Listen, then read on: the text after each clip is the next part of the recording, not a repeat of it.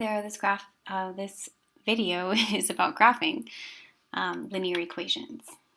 So we are asked to sketch the graph of this equation y equals negative 5x plus 5. Now there are several ways to do graphing linear equations. One of the first ways people tend to learn is making an xy table where you can plug in values of x, like you can choose a value of x and then you can evaluate to figure out the value of y. And this is a great tool because you can use this for any type of graph, not just graphing lines, but also graphing curves and stuff like that. And so there's an easier way that's called the slope-intercept method. And if you have an equation that's in slope-intercept form, like this equation here, slope-intercept form means it looks like y equals mx plus b, where m, the coefficient of x, so whatever is in front of x is your slope, and then b is your y-intercept. So using this method, it's pretty easy to do. We're going to start with the y-intercept. So I'm going to start with positive 5 and find it on the y-axis. So right here, I'm just going to plot a point. I know that's my y-intercept. I know that's where my line is going to cross the y-axis. Now in this case, the slope is the coefficient of x is negative 5. So that means my slope is negative 5. If my slope is negative 5, I think of slope as rise over run. It's just a ratio that tells you how much you're going up and down versus how much you're going side to side, or how much you're changing in y. Delta y means change in y, or delta x means change in x. So how much I'm going up or down versus how much I'm going left and right. So starting here at the point that I plotted the y-intercept, I'm going to go, since it's negative 5 over 1, I'm going to go down 5 because it's negative 5, and then I'm going to go right 1. So I go down 5 and then right 1, and I plot another point. And I can do this again as many times as I want. I go down 5 and then right 1, plot another point. And now, because I'm a perfectionist, I'm going to use a ruler to connect these points together and make my graph. And you should always use a ruler too, because it makes it a lot easier to see where the points are. All right. So that's just the first example. Let's do a couple more examples of this. All right. Example 2. We have now y equals 10x minus 5. So this is in the y equals mx plus b form again.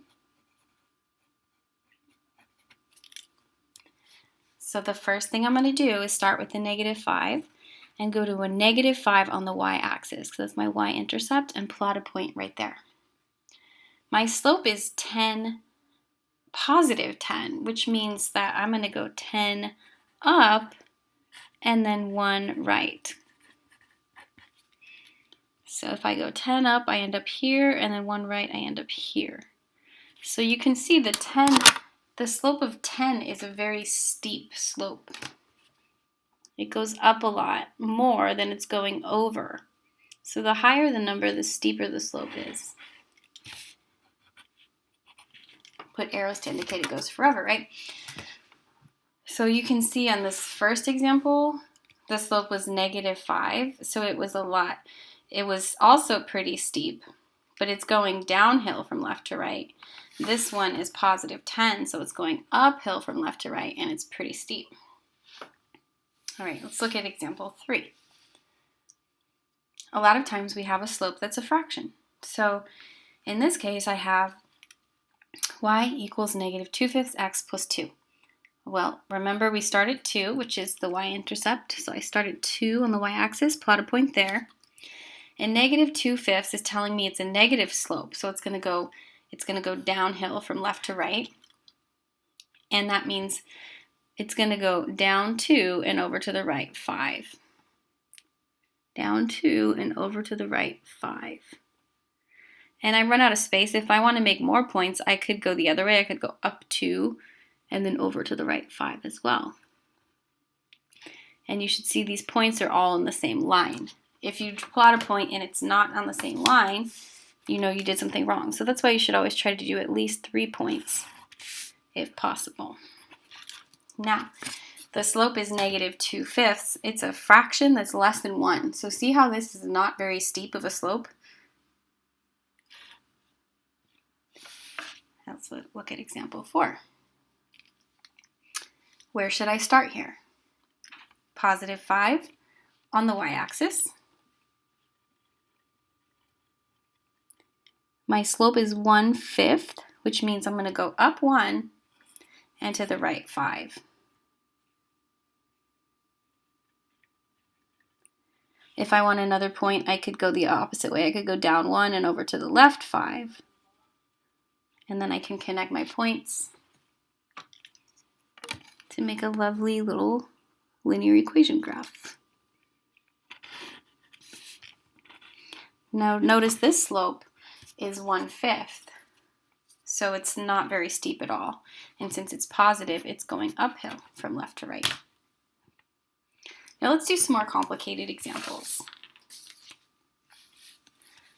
So in this example, we have an equation at the top, but it is not in slope-intercept form.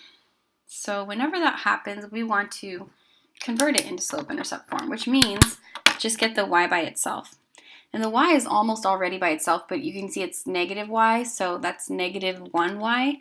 So if I just divide both sides by -1, I could get the y by itself. So that would give me y equals, and I'm going to put the x term first. That's going to become a +3x.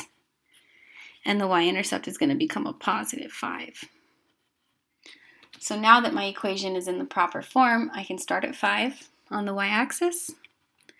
My slope is 3, which means I would go up 3 and over 1. I can't go up 3 because then I'm going to go off the graph. But what I can do is I can go down 3 and over to the left. And it's still going to give me that positive, oh, down 3 is over here. Down 3 and over to the left, it's still going to give me the positive slope. It's still going to be going uphill from left to right.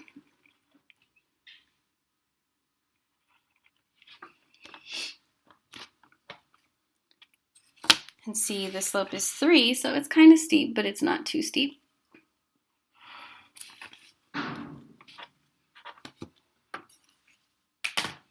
All right.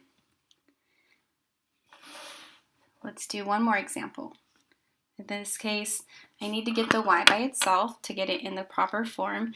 So I really have 15y equals -6x plus 45. So if I want to get the y by itself, I need to divide both sides by 15 first. And I get y equals -6x over 15. We can reduce that fraction to be negative. They're both divisible by 3. So let's see, that would be -2/5 x plus 45 divided by 15 is 3. So I'm going to start at +3, right? And then I'm going to go down 2, because it's -2/5, and over to the right 5. And that's going to be my line there. I didn't use a ruler this time, but you get the idea. So, and if you ever want to check your work, you can always go back to that old method of creating an XY table and then plugging in a couple of values. For example, plugging in 0 for x, we get 3. So 0, 3 is a point on the graph. And you can always check it that way.